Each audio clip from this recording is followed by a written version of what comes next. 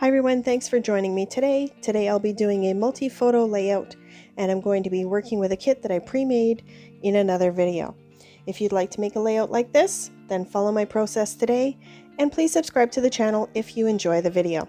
So as I was saying, I had started this pre-made kit in another video and I'm going to be working with that today, and I'm also working with a challenge from my challenge jar. As you saw, I have to work with stickles today somehow. So I'm going to be doing that later. And there's one thing that I don't often do when I'm scrapping that most people do. Stay to the end and see if you figure out what that is. So I'm going to be working on coming up with a background. I'm using this cream kind of lemony yellow cardstock, and I'm going to be working with these color wash papers and cutting them down to create a layered paper background. I had originally thought that with these 4 photos I wanted to work in sort of a grid pattern, and one of them is landscape, so I wasn't quite sure how I was going to figure that out. But what I decided is I was going to just cut some of the paper and see if I can't create some kind of a layered paper background that the 4 photos would work with on top of the photos, or on top of the papers. So you'll see that these papers are actually, some of them have been pre-cut, so I have worked with them already in another video, so stay tuned for that one later.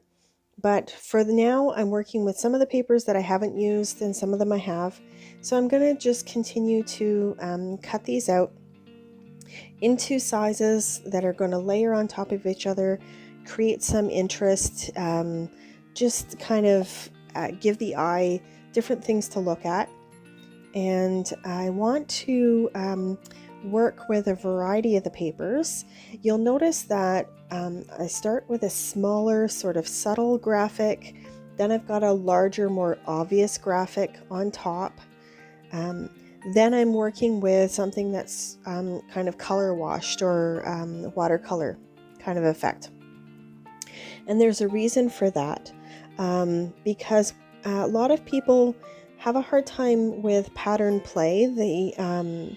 They're not always certain, okay, how do you put the patterns together so that they look nice, so that they don't look like they're clashing, they don't look, some people give it a shot and they're like, oh, it just doesn't look right. Sometimes it's just a matter of varying the patterns that you're working with. So you'll see that this is the last piece of pattern paper I'm going to be using, and it's arrows. I decided not to work with green. I'm working with sort of the subtle side of things, but it is still a fairly small graphic. So when you look at these papers and how they're layered, so they're going to be layered.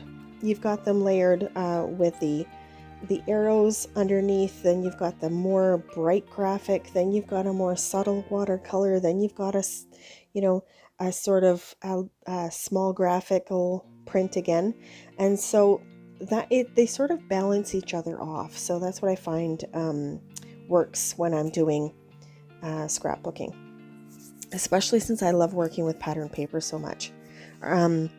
I don't know if you guys work with a lot of pattern paper. Do you find it challenging at all? I'd love to hear your comments, so let me know in the comments and I'll see if I can address that in the future. So I'm going to be backing these photos. They're all relatively small photos, and I'm going to be using some of the scraps. So that's another way to get the most out of your kit and out of your stash, is to actually back the photos with the scraps. And one of the things that I found is you'll see that more graphical page, the one that's got the hexagons on it, I did use that to mat 2 photos. And so that worked really well. This one here, I'm using some of that yellow paper that I haven't actually used on the layout itself, but I used on a previous layout, so I have a little square of it that I decided to use. And so you'll see these 2 photos. So the photos on of the flower and me with the flower behind my ear are both matted on the same paper. And as I was going through this video, I realized, aha, this is interesting. And I don't know whether it's just that I've stumbled across it or what. But when I was playing around with the placement of the photos, watch what happens. And I think it's probably because they're matted on the same paper. But I don't know. You let me know if you think that's what was going on. So I've got the papers into a spot that I think I like. I'm going to glue them down. So they're all layered in different ways. And now I'm going to play around with the photo placement. So I play around with it this way, that way. I think to myself, maybe I like the landscape photo on the bottom. It just didn't work for me. I had the flower was over on the right hand side, then I moved my husband over to the right hand side, and then it worked. Here's why I think it worked. With the two flower photos being matted on the same photo, I think with them being one on top of the other or one beside each other, they were throwing off my eye. Let me know if you think that's what was going on and the reason why I didn't like the layout of the photos, or why you like the layout of the photos this way. I'd really love to hear that. So I'm taking the embellishments that I had put into my kit and sorting through some of them to try to figure out, okay, where am I going to go with this? What am I going to use? Now, I don't always take out just exactly what I need to use or what I want to use. But this time around, it's kind of funny because I didn't end up, most of the time, I end up with more on the side that I think I'm going to use than I actually use. This time around, I actually went for less. And I don't know whether that's my mood or whether it's just because I want the photos to really be the focus point here. But I really just kind of stuck with what I chose, and I think I chose an extra little item later. So that's what I'm going to work with today. So the first thing, of course, is I had to choose a journaling tag. For me, every page needs to have some place to journal. I don't usually journal directly on the cardstock or on the layout itself. I usually reserve that for an embellishment, so I've got it that way. And then I'm throwing around some of these embellishments. You'll see that some of them actually don't make it into the page. I was really kind of surprised at the minimalism, I guess you could say, of what I was doing. I still had enough to layer though and make interesting, so that was good.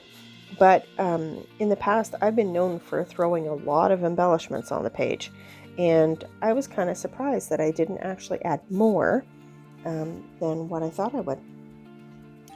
So I'm just going to layer some of these canvas flowers, some of the wood veneers, trying to find some placement ideas. I do kind of fiddle around with them. I've got these chevrons I really like, so I'm just playing with them a little bit for the placement. I really like the idea of having the two main clusters of this page, or of the embellishments on this page, up near the photos with flowers, with the rhododendron, because I just found I liked highlighting those two photos the best. And so those clusters will be the largest, although you will notice later that where I finally place all the embellishments, the eye will actually go all the way around all four of the photos. And I think I did that kind of subconsciously, but we'll see. You'll see what I mean when we get in later. And then here's that paper that I had talked about in the original video there about not using it as an individual sheet, but cutting it up into tags. And I thought, yeah, I'm going to use that. I'm going to cut that up. And in the end, I end up not using it. And I think the reason for it mainly is that for whatever reason, it feels more fun and cutesy. And I think all of the rest of the embellishments kind of gave me kind of vintagey sort of, elegant kind of feel. They just felt more, I don't know, I want to say peaceful. And that's one thing that I found about these papers. And is this place here, these photos were taken in Van Dusen Botanical Gardens, and it is the most beautiful place. And I just remarked to my husband when we were there that it was just made me feel so at peace. So I wanted these photos to really be the focal point of the layout, but at the same time, I find the papers that I use just kind of give me that peaceful feeling. I didn't go with any vibrant photos or vibrant papers as you would expect with those vibrant photos, but I found they really worked together. They gave me the feeling again of being there. And I think that's important when you're scrapbooking, is to evoke emotion again, but make sure that you feel right about the page. You know, to heck with the rules if it doesn't work for you. If you don't feel good about your page and it doesn't really bring back the feelings of that memory, then why do it? So I went with the feeling of just having those nice peaceful feelings from these really soft, subtle colors in the papers. So here I'm working with my stickles. These are going to take a heck of a long time to dry, I think, but I did sort of create some dots, kind of do some enamel dots, and I did put center of the flower on the left-hand canvas flower there in stickles. So we'll see how it works. I don't often use my stickles for that reason. Maybe in the future, maybe what I'll do is kind of put the stickles all over an embellishment to give it some sparkle, almost the way you would with glossy accents. We'll see how that goes. So did you happen to notice what I don't do when I'm scrapbooking? I don't fill out the journaling. You'll see that I've left that journal tag wide open. I'll journal after the fact, oftentimes because I need a few minutes to just sort of think about it and get the right words. The other thing that's also not on this layout that you'll see, oftentimes when I am scrapbooking, you will not see me put a title on the page. I'm one of these people that I need to really think about the title, maybe do a little bit of, looking around on the internet for some ideas for a catchy title. A lot of times though, I will leave my pages untitled. If I've got the journaling there, I feel like I don't really need a title necessarily. I do have the little word tags, and I find with the word tags, oftentimes, if they're what you sort of felt in the moment, then maybe you don't really need a title sometimes. So there's the final layout. I hope you enjoyed it. And as I said, let me know in the comments what you think about those 4 photos and why I just kind of had to stick with them the way they were. If you enjoyed the layout, please subscribe to my channel and stay tuned for my next video to find out what I pulled from my challenge jar. Thanks for being here.